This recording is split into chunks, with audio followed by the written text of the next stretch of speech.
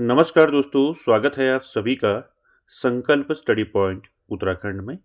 तो दोस्तों, उत्तराखंड प्रवक्ता भर्ती 2025-26 में दोस्तों हम आज शुरू करने जा रहे हैं सब्जेक्ट इंग्लिश से। दोस्तों आज का हमारा प्रैक्टिस सेट फर्स्ट रहेगा और साथ ही साथ दोस्तों आपको बताते हुए चलो कि हिंदी के जो है दोस्तों प्रैक्टिस सेट जो हैं स्टार्ट हो चुके हैं। जिसने नहीं देखे हैं दोस्तों वो चैनल में जाके उनको ज़रूर देखें। और आज से हमने इंग्लिश के प्रैक्टिस सेट जो है स्टार्ट कर दिए हैं। तो दोस्तों आप बने रहें आप चैनल में और स्टार्ट करते हैं दोस्तों आज का सेशन। और आप सभी लोग वीडियो के एंड तक जरूर बने रहें। चलिए स्टार्ट करते हैं दोस्तों। पहला क्वेश्चन लेते हैं आज का। ये पहला प्रैक्टिस सेट है दोस्तों इंग्लिश का। चलिए, और साथ ही साथ दोस्तों आप आंसर करते हुए चलेंगे। पहला क्वेश्चन है दोस्तों, क्या है देखिए। पहला क्वेश्चन है 100 ईयर्स वॉर बिगन इन। ऑप्शन देखिए 1327, 1330, 1337 या फिर 1339। क्या हो जाएगा राइट आंसर फर्स्ट का। 100 ईयर्स वॉर बिगन इन, जो 100 वर्षीय युद्ध हुआ था दोस्तों, कब हुआ था? तो राइट आंसर क्या हो जाएगा फर्स्ट का राइट आंसर हो जाएगा दोस्तों 1337। ठीक है, यहाँ पर सी ऑप्शन आपका राइट हो जाएगा दोस्तों, याद रखेंगे। 100 ईयर्स वॉर बिगन इन 1337। ठीक है, साथ ही साथ दोस्तों कब से कब तक हुआ था ये भी आपको याद रखना है। ठीक है, the 100 years war was fought from 1337 to 1453। ठीक है, साथ ही साथ याद रखेंगे किन के बीच हुआ था। ठीक है, 100 ईयर्स वॉर किन के बीच हुआ था। ठीक है, the 100 years war fought between England and France. ठीक है, किसके बीच हुआ था? इंग्लैंड।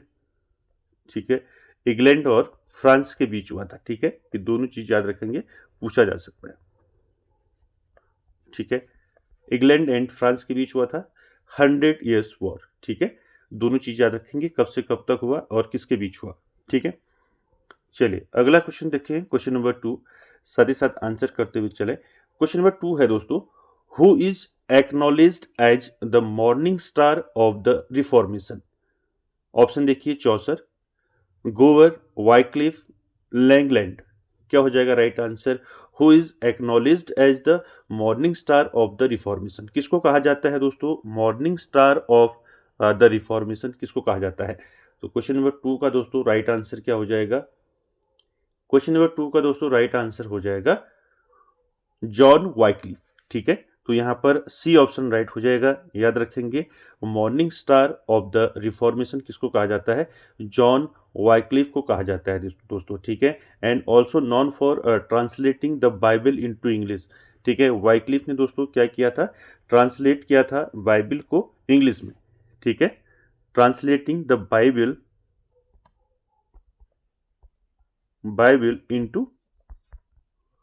Into English. ठीक है, याद रखेंगे। ठीक है, यहाँ पर आपका सी ऑप्शन राइट हो जाएगा। साथ ही साथ दोस्तों यहाँ पर आपको याद रखना है कि जो आपकी जॉन वाइक्लिफ है, इनका जन्म कब हुआ। इनके बॉर्न की बात करें तो इनका जन्म जो हुआ दोस्तों कब हुआ? इनका जन्म हुआ 1324। ठीक, कब हुआ? 1324 में जन्म हुआ दोस्तों जॉन वाइक्लिफ का। कहाँ हुआ? यूके में हुआ, यूनाइटेड किंगडम में। ठीक है, कहाँ हुआ? यूके में हुआ। ठीक है, चलिए अगला क्वेश्चन देखते हैं। क्वेश्चन नंबर 3 आंसर करेंगे। क्वेश्चन नंबर 3 है दोस्तों, in which month did the pilgrims march towards the Canterbury. ठीक है, तो क्या हो जाएगा राइट आंसर?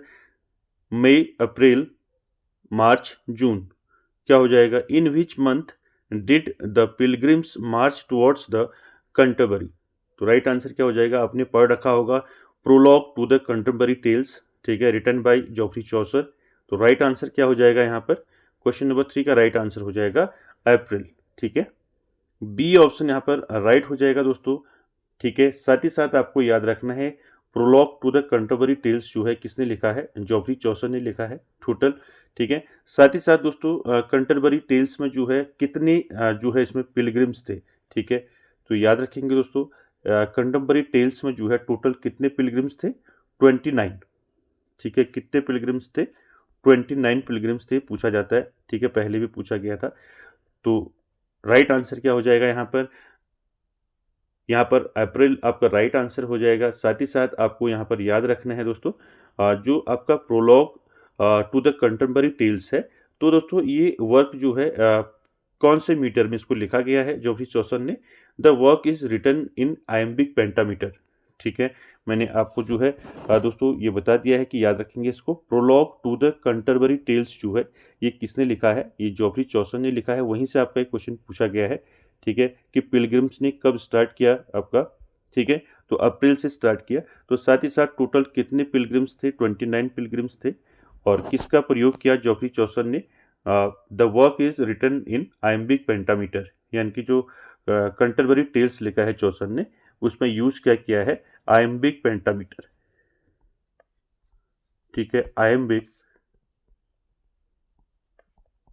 पेंटामीटर। ठीक है, याद रखेंगे। चलिए आगे चलते हैं क्वेश्चन नंबर 4 पर। क्वेश्चन नंबर 4 का आंसर करेंगे दोस्तों। क्वेश्चन नंबर 4 है यूटोपिया वॉज रिटन बाय। ठीक है, आप सभी ने पढ़ा है। ठीक है, Utopia was written by, option देखिए, Thomas More, Gavin Douglas, John Fisher या मार्टिन लूथर। क्या हो जाएगा राइट आंसर क्वेश्चन नंबर 4 का? बताइए। यूटोपिया वॉज रिटन बाय दोस्तों थॉमस मूर। ठीक है, इसको टॉमस मूर भी कहते हैं। तो ए ऑप्शन यहाँ पर आपका राइट हो जाएगा दोस्तों।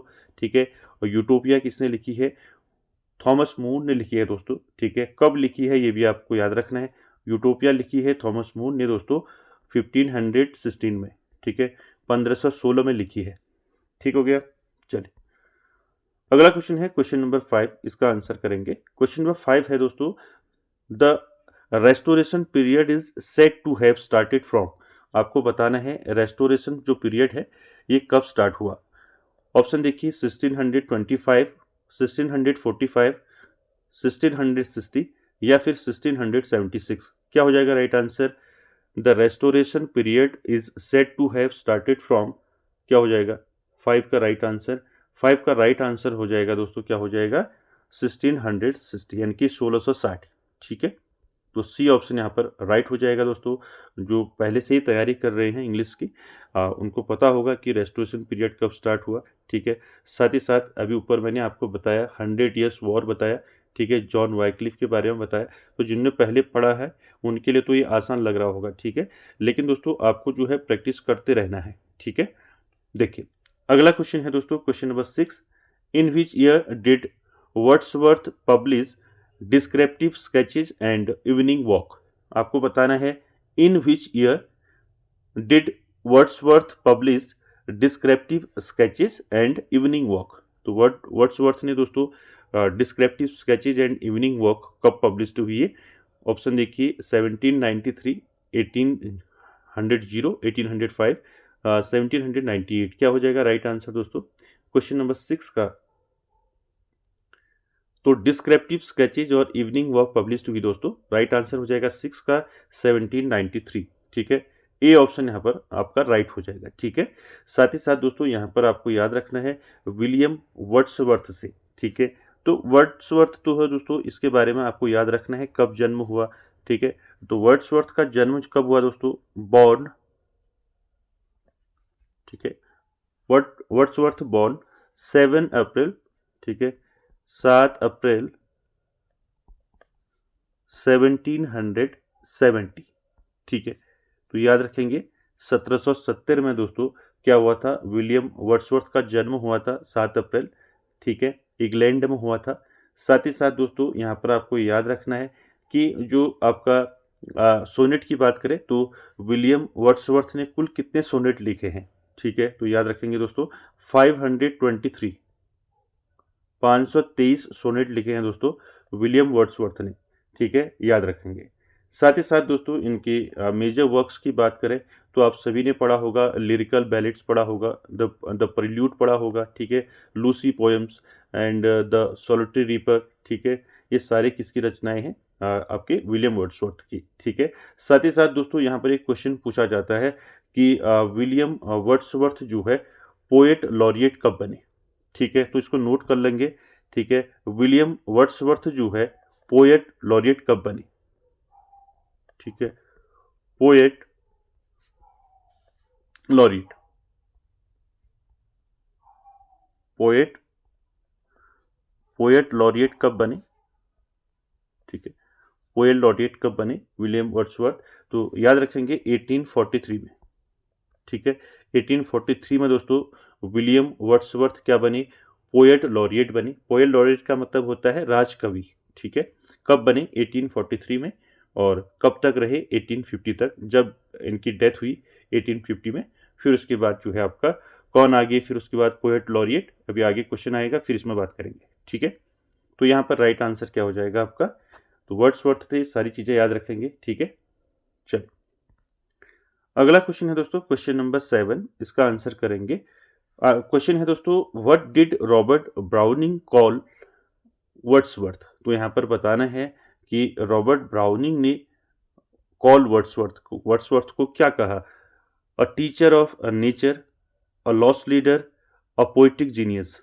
तो राइट आंसर 7 का क्या हो जाएगा, तो आप सभी जानते हैं दोस्तों 7 का राइट आंसर क्या हो जाएगा, Robert browning calls Wordsworth a lost leader, ठीक है। तो राइट आंसर क्या हो जाएगा, 7 का राइट आंसर हो जाएगा अ लॉस्ट लीडर, ठीक है। बी ऑप्शन यहाँ पर आपका राइट हो जाएगा। अगला क्वेश्चन देखते हैं, क्वेश्चन नंबर 8। क्वेश्चन नंबर 8 है दोस्तों, what caused John Keats death, ठीक है। जॉन कीट्स की जो है दोस्तों डेथ कैसी हुई ये बताना है। ऑप्शन देखिए, मलेरिया, ट्यूबरकुलोसिस, टाइफॉइड, क्या रहेगा आंसर, राइट बताइए क्वेश्चन नंबर 8 का। What caused John Keats death, तो कीट्स की मृत्यु कैसे हुई दोस्तों, क्या कारण था, तो राइट आंसर हो जाएगा 8 का दोस्तों, ट्यूबरकुलोसिस, ठीक है। बी ऑप्शन राइट हो जाएगा दोस्तों, ट्यूबरकुलोसिस यानी कि टीबी से कीट्स की मृत्यु हुई थी, ठीक है, याद रखेंगे। साथ ही साथ दोस्तों जॉन कीट्स की बात करें तो जॉन कीट्स का जो जन्म हुआ था कहाँ हुआ था, ठीक है, ये सारे आपको याद रखने यहाँ से पूछे जाते हैं। जॉन कीट्स की बात करें, जॉन कीट्स का जन्म हुआ था दोस्तों 1795 में, ठीक, कब हुआ था 1795 में, क्या हुआ था, जन्म हुआ था, बॉर्न 1795, ठीक है। कहाँ हुआ था इनका जन्म, लंदन में हुआ था, ठीक है, लंदन इंग्लैंड में हुआ था इनका जन्म, ठीक है। साथ ही साथ दोस्तों बात करें डेथ की, ठीक है, तो आप सभी जानते हैं कीट्स जो है बहुत जल्दी जो है दोस्तों इनकी मृत्यु हो गई थी जॉन कीट्स की। तो यहाँ पर याद रखेंगे जो इनकी डेथ हुई दोस्तों कब हुई, डेथ हुई आपका 23 फेब 1821, ठीक है। 1821 में दोस्तों इनकी मृत्यु हुई, ठीक है। 25 वर्ष की उम्र में मर गए दोस्तों, ठीक है, 25, ठीक है, 25 दोस्तों 25 वर्ष की उम्र में किड्स की मृत्यु हुई दोस्तों ट्यूबरकुलोसिस से। तो बर्थ और आपका जो आपका डेथ है दोनों याद रखेंगे, ठीक है। और पूछा जाता है कि जॉन कीट्स डाइड ऑन आपका कब मरे, 1821 में, कहाँ मरे, आपका रोम में, इटली में, ठीक है, इटली याद रखेंगे यहाँ पर, ठीक है, इटली, क्लियर है। साथ ही साथ दोस्तों बात करें जॉन कीट्स के ओड की, तो यहाँ पर दोस्तों आप सभी ने पढ़ा होगा कि जॉन कीट्स जो है आपके, the Keats is best known for his series of odds, ठीक है, ओड लिखे हैं दोस्तों इन्होंने, ठीक है, आप सभी ने पढ़ा होगा ओड लिखे हैं। Keats is best known for his series of odes written in 1819 में दोस्तों इन्होंने ओड लिखे, ठीक है। कौन कौन से लिखे ओड आपने पढ़े होंगे, ठीक है, odd on a Grecian earn, ठीक है, आपने पढ़ा होगा ओड ऑन ग्रीशियन अर्न। साथ ही साथ ode to a nightingale, ठीक है, ये सारे किसके हैं, जॉन कीट्स के हैं। और भी ओड हैं इनके, ठीक है, तो ये याद रखेंगे। ये कब जो है लिखे गए थे, ये लिखे गए थे 1819 में, ठीक है। तो सारे फैक्ट दोस्तों आपको याद रखने हैं जॉन कीट्स से। बाद में दोस्तों हम फिर इसमें क्या करेंगे, बाद में फिर आपके जो यूनिट वाइज हैं, यानी कि जो पेपर सेकंड है आपका जिसमें आपका लिटरेचर है, उसमें दोस्तों हम पोइट्री सेक्शन, आपका जो ऐसे है, नोवेल है, ड्रामा है, शॉर्ट स्टोरी है, तो इसमें हम दोस्तों एक एक राइटर वाइज जो है दोस्तों इसमें हम एक एक राइटर को लेंगे और उससे संबंधित सारे क्वेश्चन आपको कराएंगे, ठीक है। चलिए अगला क्वेश्चन देखते हैं, क्वेश्चन नंबर 9। चलिए क्वेश्चन नंबर 9 का आंसर कीजिए, who said Keats was a Greek, ठीक है, ये भी आपने पढ़ा होगा, ठीक है, कीट्स वॉज अ ग्रीक, ये किसने कहा है, ऑप्शन देखिए, Wordsworth, PB Shelley, Samuel Taylor Coleridge, या फिर चार्ल्स लैम्ब। क्या हो जाएगा राइट आंसर क्वेश्चन नंबर 9 का, who said Keats was a Greek. तो 9 का दोस्तों राइट आंसर क्या हो जाएगा, 9 का राइट आंसर हो जाएगा पी.बी. शैली। ठीक है, तो यहाँ पर आपका बी ऑप्शन राइट हो जाएगा दोस्तों। याद रखेंगे, who said kids was a Greek, किसने कहा है? पी.बी. शैली ने कहा है, इसको याद रखेंगे। ठीक है, चलिए अगला क्वेश्चन है क्वेश्चन नंबर 10। इसका आंसर करेंगे, Alfred lord Tennyson was appointed the poet laureate in the year. ठीक है, आपको बताना है Tennyson was appointed the poet laureate in the year, यानी कि टेनिसन जो है पोएट लॉरिएट कब बने। ठीक है, यानी कि राजकवि कब बने। ऑप्शन देखिए 1846, 1850, 1854, 1858। क्या हो जाएगा राइट आंसर? 10 का, अभी बताया था मैंने ऊपर आपको, 10 का राइट आंसर हो जाएगा 1850। ठीक है, तो टेनिसन जो है दोस्तों पोएट लॉरिएट कब बने थे? 1850 में। ठीक है, याद रखेंगे। और इसी में क्या हुआ था 1850 में? अभी बताया था वर्ड्सवर्थ की डेथ हुई थी। ठीक है, 1850 में। And the same year Tennyson was appointed as a poet laureate of England. ठीक है, याद रखेंगे 1850 में टेनिसन जो है पोएट लॉरिएट बने। ठीक है, इससे पहले जो पोएट लॉरिएट थे वो कौन थे? वो थे आपके विलियम वर्ड्सवर्थ। ठीक है, चलिए आगे चलते हैं क्वेश्चन नंबर आपका 11 पर।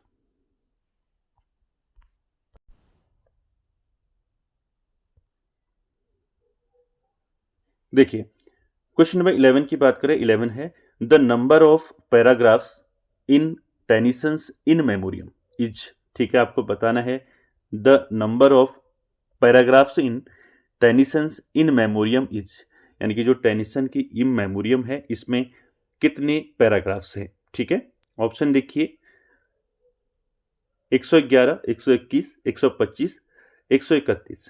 तो क्या रहेगा राइट आंसर बताइए? The number of paragraphs in Tennyson's in memoriam is. तो राइट आंसर क्या हो जाएगा दोस्तों? क्वेश्चन नंबर 11 का राइट आंसर हो जाएगा दोस्तों, क्या हो जाएगा? 131। ठीक है, डी ऑप्शन राइट हो जाएगा। याद रखेंगे दोस्तों, कितने पैराग्राफ्स हैं इन मेमोरियम में? 131 पैराग्राफ्स हैं। ठीक है, साथ ही साथ दोस्तों यहाँ पर इन मेमोरियम की बात हो रही है, तो याद रखेंगे in memoriam written by Alfred lord Tennyson. ठीक है, कब पब्लिश्ड हुई इन मेमोरियम ये भी याद रखेंगे, पब्लिश्ड हुई है 1850 में ये पब्लिश्ड हुई। ठीक है, इन मेमोरियम। ठीक है, साथ ही साथ दोस्तों याद रखना है the poem was compose in memory of Arthur Henry Hallam. ठीक है, मैंने आपको जो है दोस्तों ये बता दिया, इसको याद रखेंगे, इंपॉर्टेंट है। दोस्तों पहली बार भी पूछा था ये। ठीक है, तो याद रखेंगे इन मेमोरियम जो है पब्लिश्ड कब हुई? 1850 में। ठीक है, और एक पोएम है दोस्तों, और ये पोएम जो है कंपोज की थी टेनिसन ने, किसकी याद में कंपोज की थी? Arthur Henry Hallam. ठीक है, नाम याद रखेंगे, Arthur Henry, Henry, Arthur Henry Hallam. ठीक है, तो इसका नाम याद रखेंगे। ये कौन था दोस्तों? आर्थर हेनरी हेलम कौन था? ये टेनिसन का दोस्तों क्लोज फ्रेंड था। ठीक है, इसी की याद में दोस्तों टेनिसन ने क्या लिखा था? इन मेमोरियम लिखा। ठीक है, कब पब्लिश्ड हुआ इन मेमोरियम? 1850 में। ठीक है, और कितने पैराग्राफ्स हैं इसमें? 131। चलिए नेक्स्ट वन, क्वेश्चन नंबर 12 देखिए। 12 है दोस्तों, willing suspension of disbelief is a phrase coined by. आपको बताना है दोस्तों विलिंग सस्पेंशन ऑफ डिसबिलीफ ये फ्रेज किसने कॉइन किया? ऑप्शन देखिए Dryden, S T. Coleridge, T S. Eliot, Arnold. क्या हो जाएगा राइट आंसर इसका? विलिंग सस्पेंशन ऑफ डिसबिलीफ जो है ये फ्रेज किसने कॉइन किया है? तो 12 का दोस्तों राइट आंसर क्या हो जाएगा? राइट आंसर हो जाएगा सैमुअल टेलर कॉल्ड्रिज। ठीक है, एस.टी. कॉल्ड्रिज। तो बी ऑप्शन यहाँ पर आपका राइट हो जाएगा दोस्तों। Willing suspension of disbelief is a term of phrase coined by S T. Coleridge. ठीक है, याद रहेगा। साथ ही साथ दोस्तों आपको याद रखना है विलिंग सस्पेंशन ऑफ डिसबिलीफ का मतलब क्या होता है दोस्तों? जब आप अपनी रीजन को बिल्कुल भूल जाते हो, तर्क नहीं लगाते, तो उसे कहते हैं विलिंग सस्पेंशन ऑफ डिसबिलीफ। ठीक है, तो यहाँ पर राइट आंसर क्या हो जाएगा इसका? बी ऑप्शन राइट हो जाएगा, सैमुअल टेलर कॉल्ड्रिज। ठीक है, अगला क्वेश्चन, क्वेश्चन नंबर 13 आंसर करेंगे। The phrase objective correlative has been coined by. Option देखिए, Ezra Pound, Walt Whitman, T S. Eliot, I A. Richards. क्या हो जाएगा राइट आंसर? ठीक है, ये सारे क्वेश्चन दोस्तों आपने पढ़े होंगे, ठीक है, कई बार पढ़े होंगे, ठीक है। तो आपको बताने हैं दोस्तों, ऑब्जेक्टिव कोरिलेटिव जो है दोस्तों, ये फ्रेज किसने कॉइन किया है? तो 13 का दोस्तों राइट आंसर क्या हो जाएगा, बताइए। 13 का दोस्तों राइट आंसर हो जाएगा टी.एस. इलियट, ठीक है। यहाँ पर आपका सी ऑप्शन राइट हो जाएगा दोस्तों, याद रखेंगे। ऑब्जेक्टिव कोरिलेटिव जो टर्म है दोस्तों, ये किसने दिया है? टी.एस. इलियट ने दिया है, ठीक है। और किस में दिया है, तो ये भी याद रखेंगे। ये टर्म दोस्तों ने दिया है हैमलेट एंड हिज प्रॉब्लम में, ठीक है। किस में दिया है? हैमलेट, ठीक है, एक मिनट, ठीक है, हैमलेट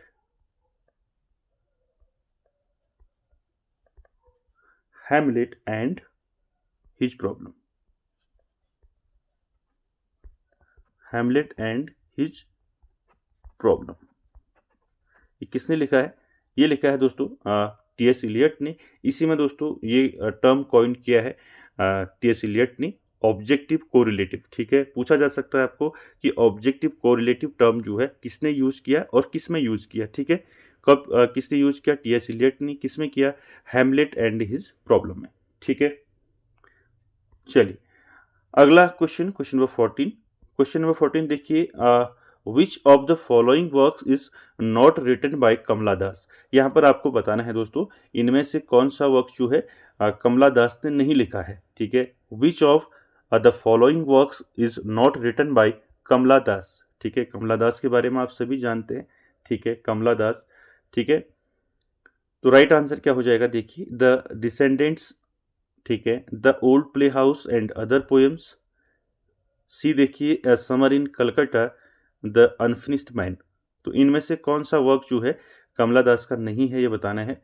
तो दोस्तों 14 का राइट आंसर क्या हो जाएगा, बताइए। द डिसेंडेंट्स जो है ये तो आपका कमला दास का है फर्स्ट, ठीक है। The old play house and other poem ये भी है, ठीक है। समर इन कलकत्ता तो फेमस है कमला दास का, ठीक है, ये भी है।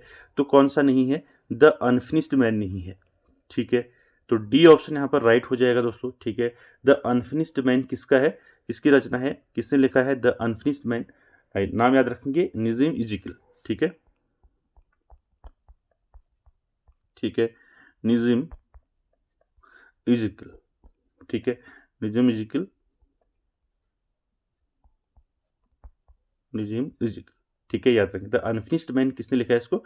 निज़िम इजिकल ने लिखा है, ठीक है। तो यहाँ पर आपको याद रखना है कमला दास से, ठीक है, कमला दास ने लिखा है द डिसेंडेंट्स, ठीक है। द ओल्ड प्ले हाउस लिखा है, समर इन कलकत्ता लिखा है, ठीक है। काफ़ी सारे दोस्तों इनके वर्क्स हैं, जैसे आपका माई स्टोरी है, इनका एक ऑटोबायोग्राफी है कमला दास की। साथ ही साथ अल्फ़ाबेट ऑफ लस्ट है, ठीक है। तो इनको आप नोट करें दोस्तों, ठीक है। तो कमला दास से आपको क्या क्या पॉइंट याद करने हैं, देखिए। पहली बात तो ये है कि कमला दास का जन्म कब हुआ था। कमला दास बॉर्न इन केरला, ठीक है। कमला दास बॉर्न इन केरला, ठीक है, बॉर्न इन केरला इन 1934, ठीक है। तो याद रखेंगे दोस्तों, कमला दास का जो जन्म हुआ वो कहाँ हुआ? केरला में हुआ, ठीक है। कब हुआ? केरला में 1934 में, ठीक है। 1934 में कमला दास का जन्म हुआ दोस्तों। ये कई बार दोस्तों आपका बॉर्न और डाइट्स यहाँ से भी क्वेश्चन पूछ लिया जाता है, ठीक है, इसलिए इनको भी याद रखना आपने, जन्म कब हुआ, मृत्यु कब हुई, ठीक है। तो कमला दास का जन्म जो है केरला में हुआ था 1934 में, ठीक है। And Kamala Das was a prominent Indian poet and author who wrote in both English and Malayalam. यानी कि कमला दास ने दोस्तों इंग्लिश में और मलयालम में दोनों में लिखा है, ठीक है। इनके वर्क्स की बात करें तो वर्क्स आपको याद रखने हैं, उनमें आपका जो है क्या पूछ लिया जाता है, कब लिखी, पब्लिश पूछा जा सकता है आपको, रिटन पूछा जा सकता है, ठीक है। तो यहाँ पर आपको देखिए, जैसे द डिसेंडेंट्स है, तो द डिसेंडेंट्स लिखी कब लिखी है? ये लिखी दोस्तों आपका 1967 में, ठीक है, 1967 में लिखी the descendants. Summer in Calcutta लिखी थी दोस्तों, ये लिखी 1965 में, 1665 में लिखी समर इन कलकत्ता। ठीक है। साथ ही साथ दोस्तों द ओल्ड प्ले हाउस, ठीक है, ये कब लिखा? ठीक है, द ओल्ड प्ले हाउस ये दोस्तों लिखा 1973 में। ठीक है, इसके साथ साथ और याद रखेंगे माई स्टोरी। ठीक है, माई स्टोरी जो है दोस्तों ये क्या है, ये पूछा जा सकता है आपको। माई स्टोरी जो है कमला दास का क्या है, कमला दास की ऑटोबायोग्राफी है। ठीक है, ऑटोबायोग्राफी यानी कि आत्मकथा है। ठीक है, ऑटोबायो, ठीक है, ऑटोबायोग्राफी है माई स्टोरी। दोस्तों ये कब लिखी थी कमला दास ने? तो याद रखेंगे 1976, 1976। ठीक है, एक और है इनका अल्फाबेट ऑफ लस्ट, वो लिखा था 1977 में। ठीक है, तो पूछ लिया जाता है कि माई स्टोरी जो है ये ऑटोबायोग्राफी किसकी है, तो ये है कमला दास की। ठीक है, तो कमला दास से सारे फैक्ट याद रखने दोस्तों। चलिए आगे चलते हैं। अगला क्वेश्चन भी कमला दास से है। आपको बताना है कमला दास डाइड इन द ईयर, ये कमला दास की मृत्यु कब हुई थी? ऑप्शन देखिए 2004, 5, 8, 9।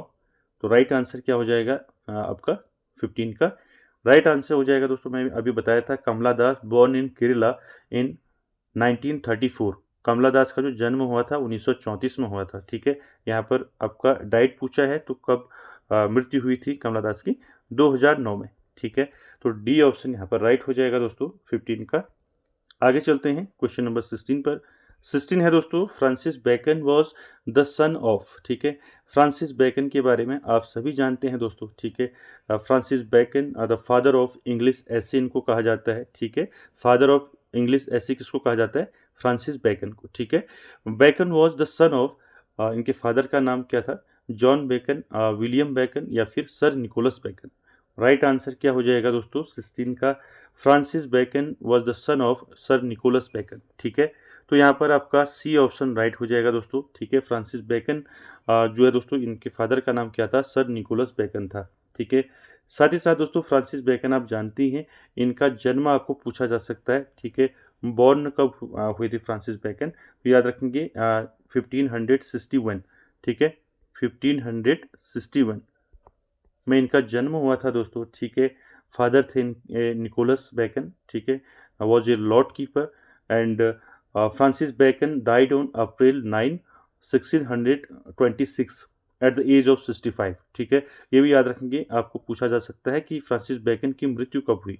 बॉर्न तो आपने देख दिया 1561 में इनका जन्म हुआ था, और मृत्यु की बात करें तो इनकी जो डेथ हुई थी दोस्तों वो हुई थी 1626 में।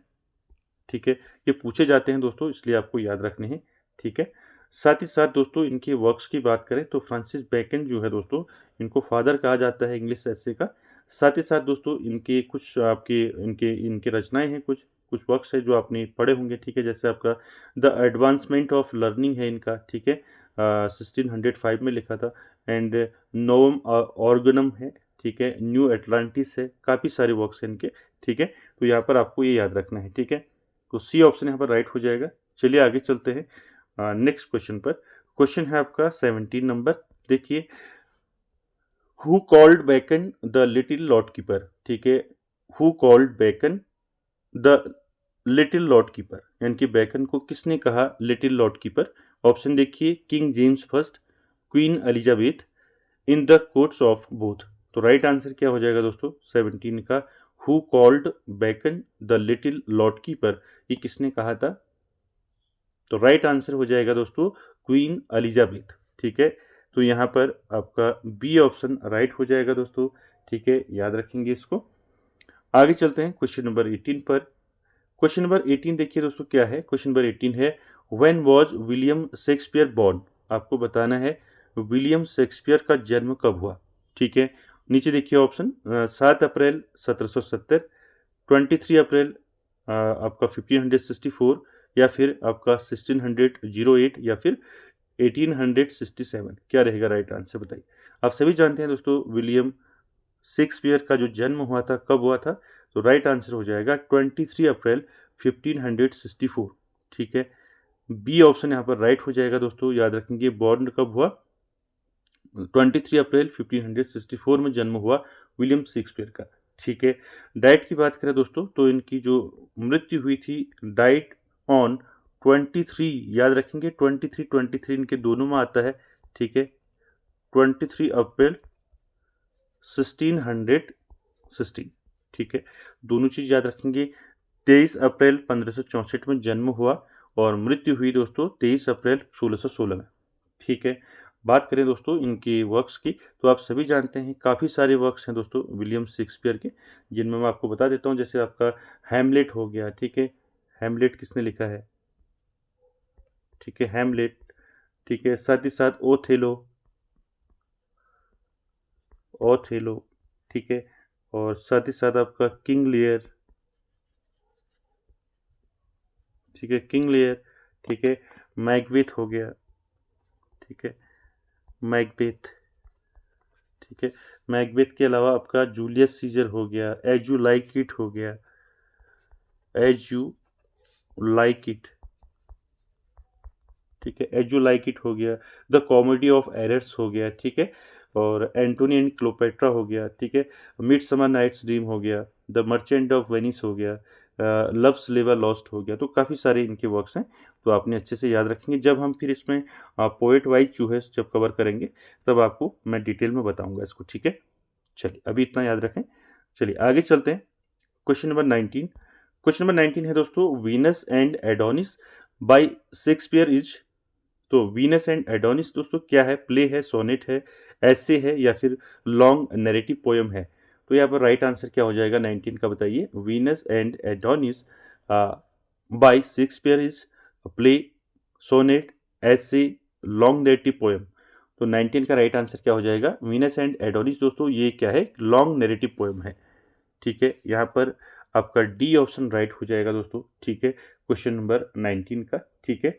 साथ ही साथ दोस्तों वीनस एंड एडोनिस जो है दोस्तों, ये कब पब्लिश हुई थी, तो पब्लिश डेट इनकी याद रखें।